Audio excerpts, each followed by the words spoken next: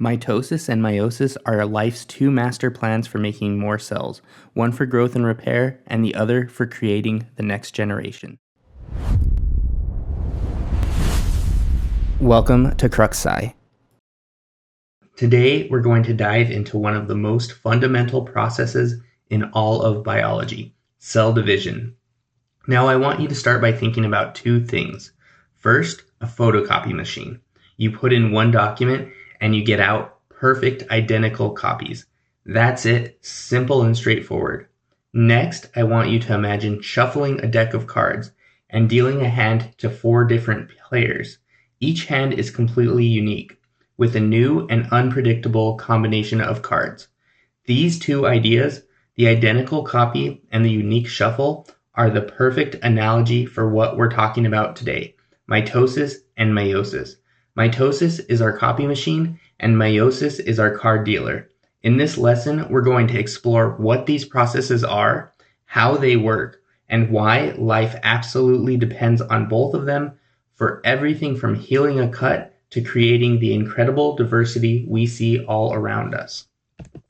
So why do we even need to talk about this? Because it's happening in you right now. Think about it. How did you get from being a tiny baby to the person you are today? You grew. That growth is the result of your body making trillions of new cells. And what about the last time you scraped your knee? What happened after a few days? It healed. Your body used cell division to repair the damage and create new skin. Finally, for any species to survive, it has to pass its genetic information to the next generation. That's reproduction. Growth, repair, and reproduction are all handled by cell division. But that brings us to our guiding question for today. Why can't one type of cell division handle everything? Let's find out. Before we go further, we need to remember what a chromosome is. Think of it as a tightly wound package of DNA. It's how the cell keeps all that genetic information organized and manageable during division. So I know most of you all know that. That's just a quick refresher. A great way to think about this is with pairs of shoes. In most of our body cells, we have a full set of chromosomes that comes in pairs, one from each parent. We call this diploid. It's like having a complete set of 23 pairs of shoes. But in sex cells, or gametes, like sperm and eggs, we only have half a set, one chromosome from each pair. We call this haploid. It's like having just one shoe from each pair. For humans, our diploid number is 46 chromosomes, arranged in 23 pairs. So our haploid number is 23.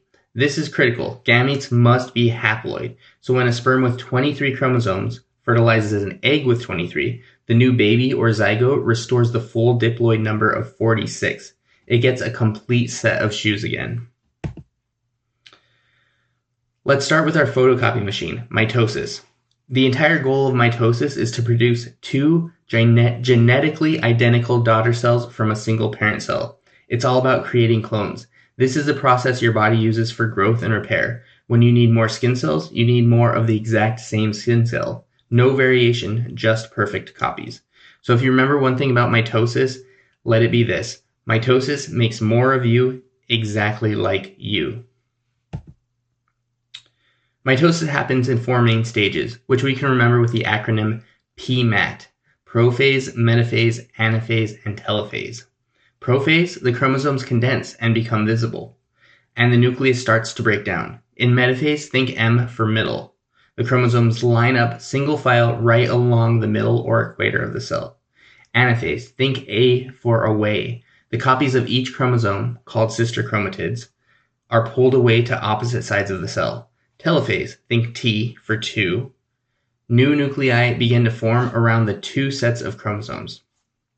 Finally, the process ends with cytokinesis, where the cell cytoplasm splits and we officially have 2 separate identical cells. We see mitosis everywhere. It's how our skin heals, how plants grow taller from the root tips, and how your bone marrow is constantly producing millions of new cells. If we look at onion root tips under a microscope, we can actually see these stages in action. You can often find cells where the chromosomes are condensed in prophase or lined up in metaphase. But what happens when this process goes wrong? When a cell loses the ability to regulate its division, it divides uncontrollably. This is what we call cancer. It essentially mitosis running wild. All right, now for our second process, meiosis. Its mitosis is about making identical copies. Meiosis is about one thing, making unique gametes, that's sperm and eggs, for sexual reproduction. The goal here is not to make clones. The goal is to create genetic diversity. Think back to our card shuffling analogy. Meiosis is what shuffles the genetic deck every single generation. Without it, you and your siblings would all be identical clones of a combination of your parents. Meiosis is a bit more complex. It involves 2 rounds of division, Meiosis I and Meiosis II. In Meiosis I, this is where all the shuffling happens. In prophase I, the homologous chromosomes, the pairs you get from each parent, find each other and they pair up. This is when something amazing called crossing over can happen, where they literally exchange pieces of DNA. This is the first shuffle of the deck. In metaphase I, the pairs line up in the middle, but how they line up is totally random. This is called independent assortment, and it's the second shuffle. In anaphase I, the pairs are pulled apart, not the copies. After telophase I and cytokinesis, we're left with 2 haploid cells, but the chromosomes are still duplicated. Meiosis II is much simpler. It's basically mitosis, but it happens to the 2 haploid cells. So the sister chromatids line up in the middle and are then pulled apart through this process. The end result, 4 non-identical haploid gametes. So I did kind of jump through this slide really quickly, but it's because it's basically the same process, but you're going from that diploid cell, those 2 diploid cells, and you're going through the process again, prophase I, metaphase II, anaphase II, telophase II, and cytokinesis. So those 2 diploid cells that were created in Meiosis I now go through this process and they result in 4 haploid cells. So meiosis has successfully done its job, cutting the chromosome number in half and introducing genetic variation. So these cells, for example, would be a sperm or an egg cell. So let's recap. The 3 main ways meiosis creates so much genetic diversity: crossing over, the exchange of genes between homologous chromosomes during prophase I, and homologous just means they're the same, so like chromosome 1, chromosome 1. Independent assortment, the random way chromosomes pairs line up during metaphase I. And random fertilization. Out of millions of possible sperm and eggs, which 2 will meet is completely up to chance. So you were the sperm that won the race to the egg. It's like shuffling cards, rolling dice, and then drawing a lottery ticket. The chance of getting the exact same combination twice is astronomically small. This process is responsible for producing all the sperm and eggs for sexual reproduction, but sometimes errors happen. If chromosomes don't separate properly, a mistake called non-disjunction can lead to genetic disorders like Down syndrome, which is caused by having an extra copy of 21. From an evolutionary perspective, this variation is the secret to survival. A genetic diverse population is much more likely to have individuals who can survive a new disease or changing environment. Variation is the engine of evolution. So right here, I like to think about this. The change isn't good or bad. It's just the ability, it's just having unique individuals in a population or species, which based on that, the environment around them, they're either able to survive and thrive or they don't.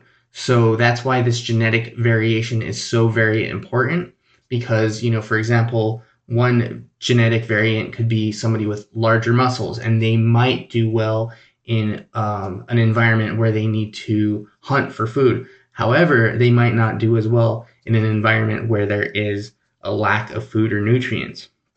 So I always like to think of that as you're getting this genetic variation, which is very important for a species to survive, but I don't always think of it as good or bad, just a change that could result in an individual thriving or not. Let's put it all together. Has one mitosis, it has 1 round of division, produces 2 diploid cells that are identical, and its purpose is growth and repair. Meiosis, it has 2 rounds of division, it produces 4 haploid cells that are unique, and its purpose is for sexual reproduction. Okay, let's think about this. Imagine a mutation happens in a single cell. Scenario 1, the mutation occurs in a skin cell due to sun exposure. The error is copied through mitosis, potentially leading to skin cancer, but it's only affect that one person. Only one person is affected by this. Scenario 2, the mutation occurs in a cell in the ovaries or testes. The error is now part of a gamete created by meiosis. This mutation can be passed on to offspring, affecting an entire family line for generations. So let's think about this. Which mutation is more impactful in the short term? And which one is more impactful in the long term for the species as a whole? So the mitosis, it only affects that one person. However, the meiosis, theoretically, it could affect entire future generations. All right, let's see what you've learned. Think about the answer, and I'll give a pause to allow you to think about it before I say it. So healing a broken bone, that is mitosis. Producing eggs, that's meiosis. Making more skin cells, mitosis.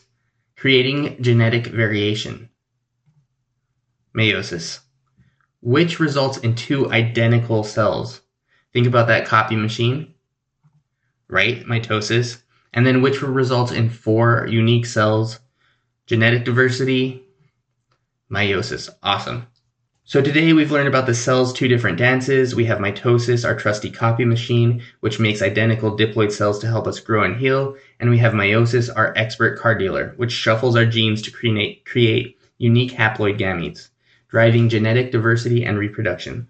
Both are absolutely essential for life as we know it. Thank you so much for watching our video. On the way out, if you would please list in the comments one key difference between mitosis and meiosis, one real-world example of either process, and I'm going to respond to every comment.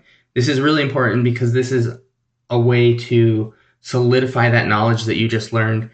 Typing it out is going to give you that memory, and it's going to solidify what you just learned. So I really appreciate you checking out the video. If you are studying for an examination or just want to learn more about science, at Crux Sci we offer dynamic resources and we have ways to track your learning. We're also going to be coming out with additional videos to get the full picture and to be able to get the information you need to pass those examinations.